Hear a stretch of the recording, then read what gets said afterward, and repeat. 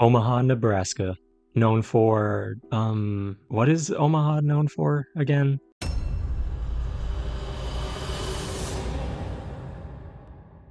Jason Jolkowski was a 19-year-old college student who had a job at a local restaurant while he attended a community college in his area part-time, hoping to one day pursue a career in radio broadcasting. On the morning of June 13th, 2001, he received a call from his boss asking him to come to work early. Jason's car at this time was getting some work done on it at a repair shop, so he couldn't drive himself to work that day. He was originally going to walk, though his job was relatively far away, so he would have had to make a 4-mile trek to work in the summer, which isn't exactly a fun idea. So he got in touch with a coworker of his to give him a ride to work that day. They agreed to meet near a local high school due to having some trouble giving directions for the location of his home. The school was just 8 blocks away from Jason's home, so it would have been much easier than walking the 4 miles alone. The two planned on meeting at 11 a.m., leaving Jason some time to help out with chores at home. Jason helped his brother pull in some trash cans off the curb, returning them to the garage before taking off.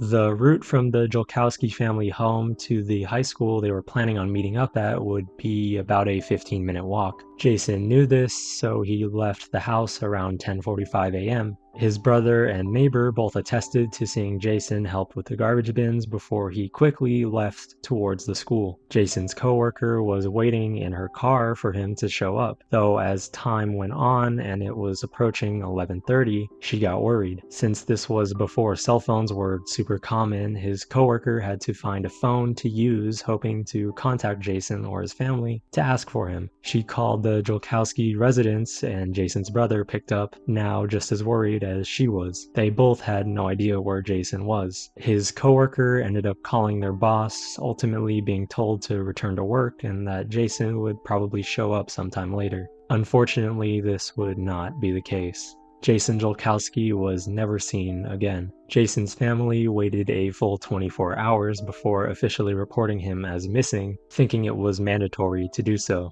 Police thought at first that he was just another runaway, so they didn't actually start an investigation until 10 days had passed. Once they realized this was a real serious case, they began checking security camera footage of local stores and anywhere that had them. They reviewed footage of the high school Jason and his coworker planned on meeting at, and it was confirmed that Jason had never made it to the school. His coworker was also investigated and ultimately cleared of having any wrongdoing in Jason's disappearance. The initial belief that Jason was a runaway had basically no merit either, as common traits of runaways such as packing clothes or taking lots of money were not present in Jason's case. He only carried his work uniform with him and presumably only had a small amount of cash in his pockets. His bank accounts remained untouched. His car was still in the auto shop, and as time went on, his checks from work were still unused. A friend of Jason's told police and the media that he wouldn't just up and leave. He was a very kind and loving person who cared about his friends and family more than anything.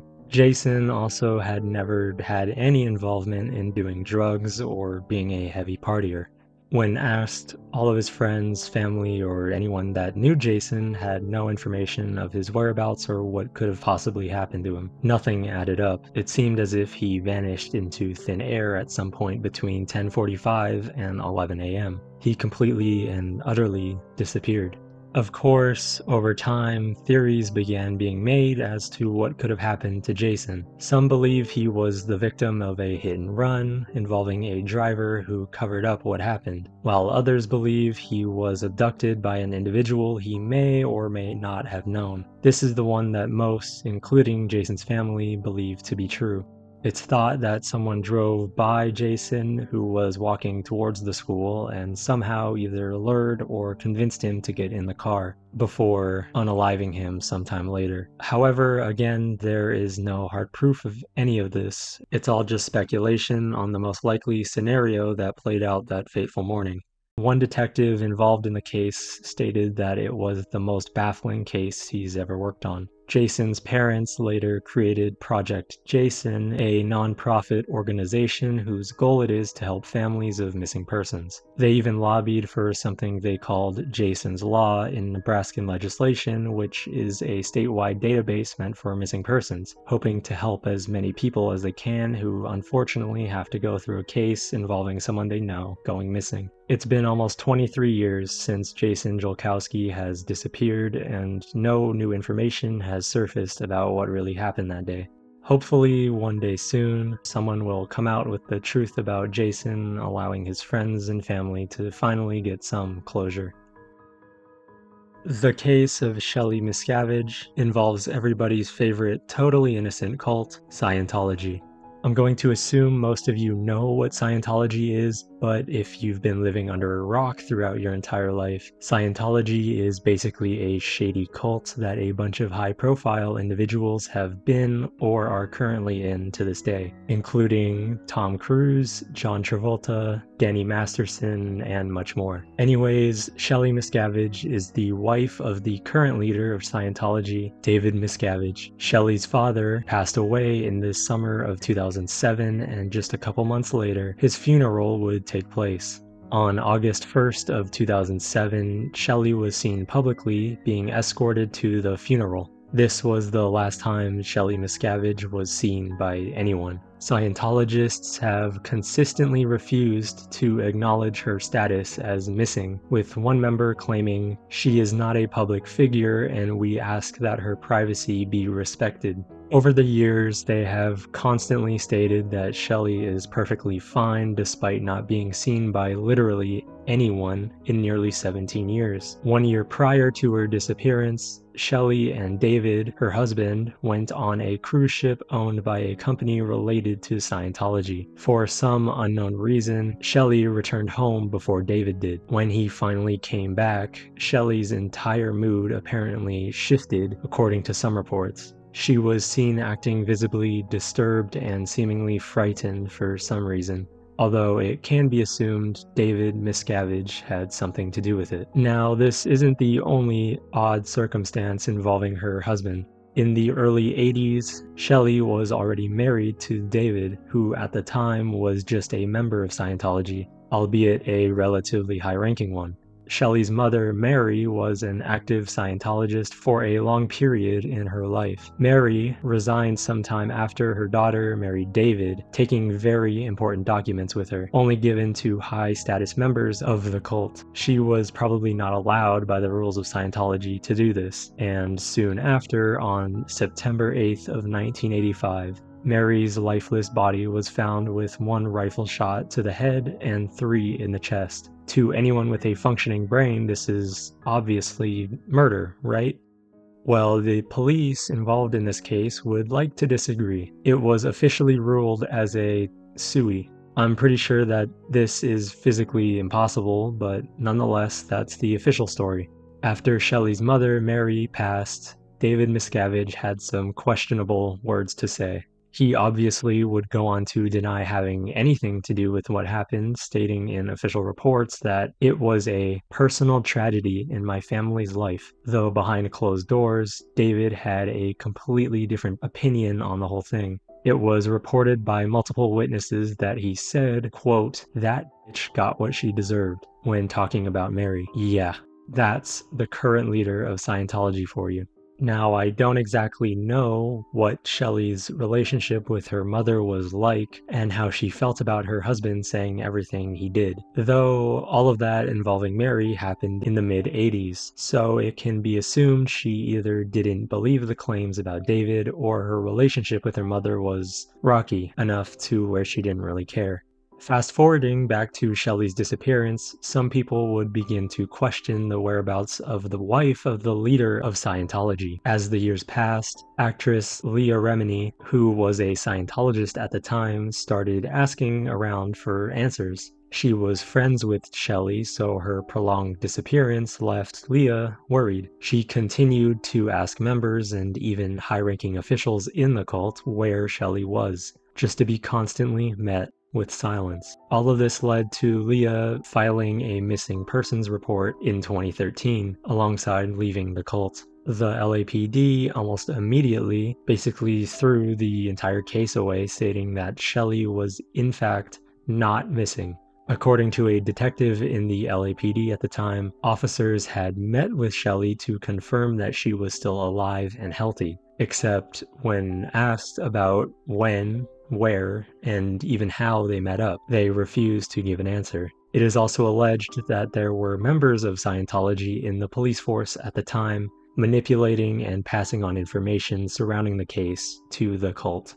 Since this case is directly tied to Scientology, theories have spread online as to where Shelly Miscavige actually is, what happened to her, and if she's even still alive. The leading theory as of now is that she is currently being held in a Scientology compound hidden deep in the woods of Twin Peaks, California. This comes from some former members of the cult and even journalists claiming they have reason to believe Shelly is really there, undergoing the cult's so-called treatment of some kind. Though again, unfortunately, none of this can be 100% confirmed.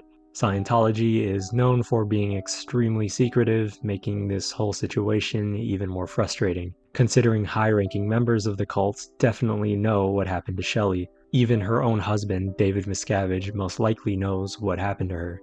It's just that nobody is willing to say anything. Hopefully Shelly Miscavige is still alive, and one day the world can get answers as to what really happened to her. Brandon Swanson was a 19-year-old college student in Marshall, Minnesota. It was May 13th of 2008, and to celebrate the end of his college's spring quarter, Brandon went out partying with some friends and classmates. He was seen drinking, though not enough to become super drunk and heavily intoxicated. At least that's what friends of his have said. Brandon had soon decided to drive home later that night, avoiding the highway, instead taking back roads. At some point during his drive, he swerved off-road and into a nearby ditch. It was now around 2 a.m. in the morning, and Brandon, needing obvious help, called his parents to come and pick him up. He assured them that he was fine, and his parents were soon on their way. Brandon told his parents he was near a town called Lind, seeing some town lights in the distance, though he wasn't completely sure of this. He was driving on some lone, country back roads with little light, so it would have been hard to see.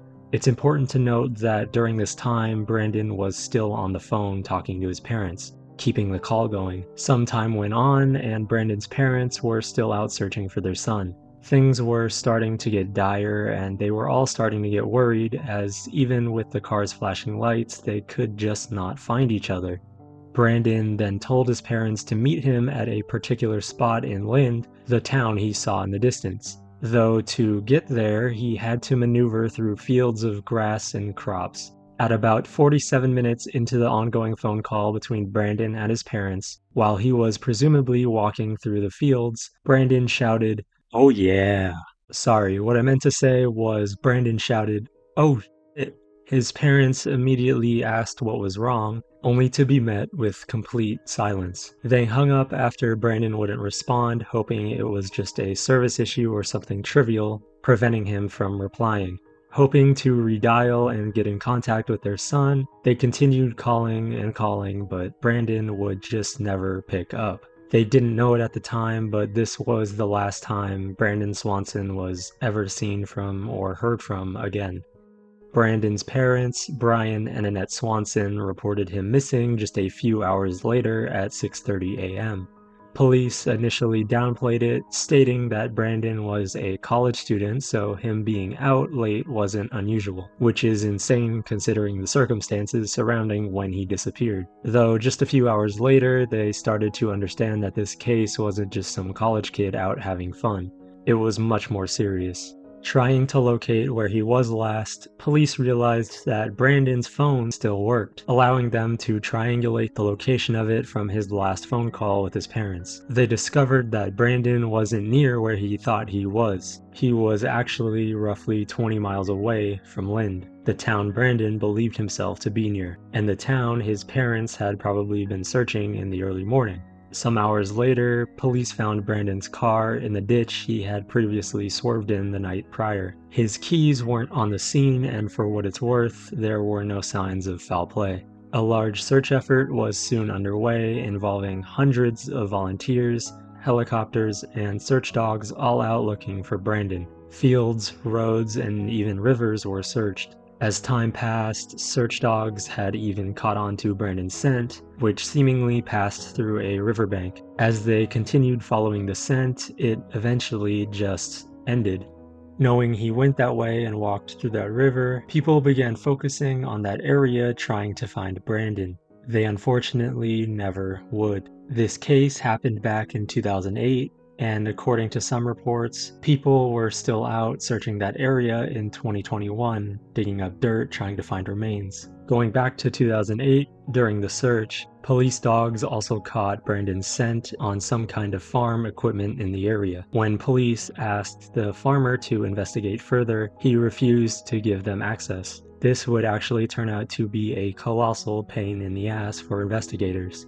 There was basically a metaphorical legal minefield when it came to searching the fields in the area that Brandon disappeared in. Farmers whose land police wished to investigate didn't want search dogs and full teams of police running through their farms, potentially ruining crops and other things they based their livelihoods on. So, the area that police could legally search was much smaller than they wished. Plus, scent obviously fades as time goes on, so the potential for the dogs to track Brandon waned and got smaller as the days passed. Brandon never suffered from any mental health issues or had any real physical problems that may have contributed to his disappearance, which rules out the possibility of a SUI or anything like that. Not only this, but his parents told police he sounded perfectly coherent, so the odds of him planning for something to happen are slim to none. Brandon did have glasses, which he left in the car for some reason, not taking them with him when he exited the car and began his walk through the fields. Some people think Brandon may have fallen into the river and possibly, well, This doesn't really seem likely since, as I mentioned earlier, his scent caught by the dogs passed through the river and continued on for some time on the other side.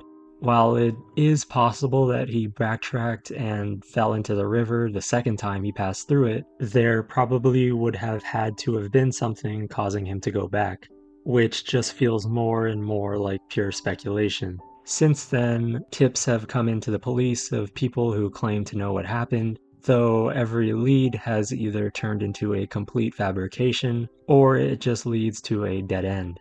No physical evidence of Brandon aside from the car exists, and Brandon's parents are left with the last memory of their son being that one single phone call.